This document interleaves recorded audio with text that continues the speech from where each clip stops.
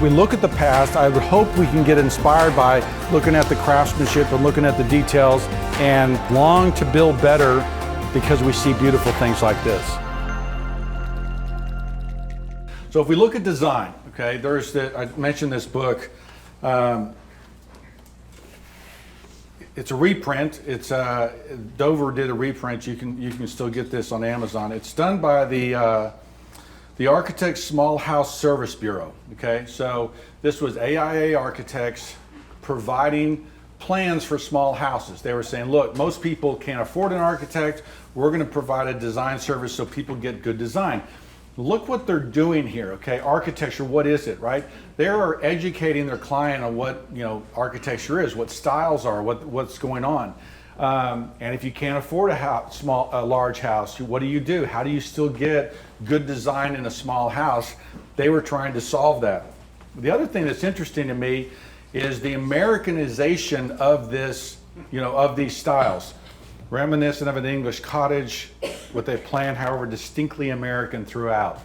Elizabethan, that's terrible, Elizabethan house, as interpreted today, and then in the manner of the Italian villa, right? And so what we're going to see is that, we look at all those charming medieval villages and things like that. We really don't copy that very well in this period. There are still, that's a charming house. There are great details in that house, but if you're expecting us to see, those, leaning, 400-year-old barns, people aren't rebuilding those. The details in here, I think, are lovely. I think that it may be just the way that they're hand sketched, but the elements that they're getting right? The leaded glass, the strap of hardware, the plank doors, the lanterns, the stucco, the proportions. There's just a number of wonderful details, and we'll talk more about this when we talk about kind of what's wrong with houses today. So the details that came out of this book are really wonderful, and they're still very inspiring. We wanted to build this house at one point. The problem with these houses, and you can see that they're just infused with good design details, is they're small. 1,400 square feet, right? 1,800 square feet. So it's difficult. There is no informal living room. The kitchen is very small, which we'll talk about. And so one of the challenges in this effort is, taking this and making it bigger and making it work today. So we're gonna go walk through some historic neighborhoods here, but this is an example of a miss, I think, in my mind, right? What is it really? And there's some twisted columns here, right? And they're not bad. There's arches in there, maybe Italian, right? There's arches there. It's kind of, but I don't know what that is. Is that my house, Brent. That's your house?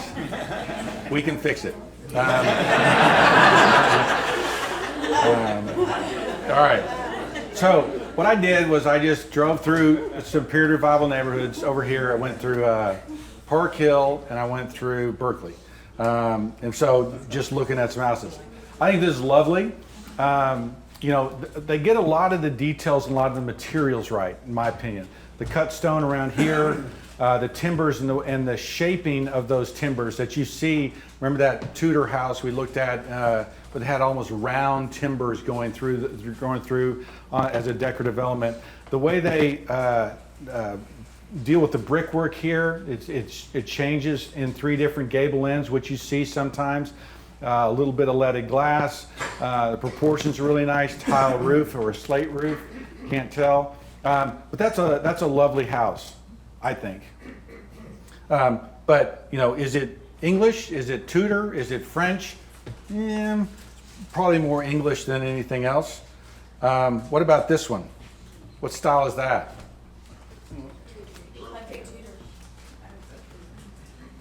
Do you see this? Yeah, it's something, right? It's not a great answer. But the pitch of that roof is a little more French, right? You've got the hipped roof there, right? Which tends to be a little bit more of a French detail. But it and certainly you saw the timbering is happening all over Europe at this time. You go anywhere in Europe, that's how they built, right? And so it isn't necessarily just English, but you still have the way they've put the brick in between the timbers. I love how they peg. That's something that we see typical of this period. Little brackets like this. I think this is a fun house. This one, right, it's probably Mediterranean, it's probably Italian, right, maybe something like that. If this thing wasn't on there, it would be a really composed, house. This is a miss to me, because everything else is pretty balanced and symmetrical. That's kind of an add-on that wasn't necessary. The door's not original. But it's this is where it's kind of a mix and blend of different styles. Sometimes they're done really well and sometimes they aren't. What style do you think this one is? There's no wrong answers, okay? You can say Colonial Revival and I'll give you something. Yeah, so I mean it's probably more that Mediterranean Italian thing. And here's where if this was done in a different material, if this was done in stucco as opposed to brick, it might work a little bit better. But I mean, the twisted columns here, I don't recognize that decorative paneling detail, but it's nice. The ironwork is certainly good. A lot of different details going on there. This one's nice, right? You knew that one. Right, because they've got the stucco, the roof, this kind of porch balcony, a lot of fun things happening here that make this work. And I think this is a really charming house. I actually had friends who lived in this house, but I'm not sure exactly what style that is. It's like an English, French-English cottage. Right? Yeah, I mean, it's a little bit of French and English. But that's a charming house.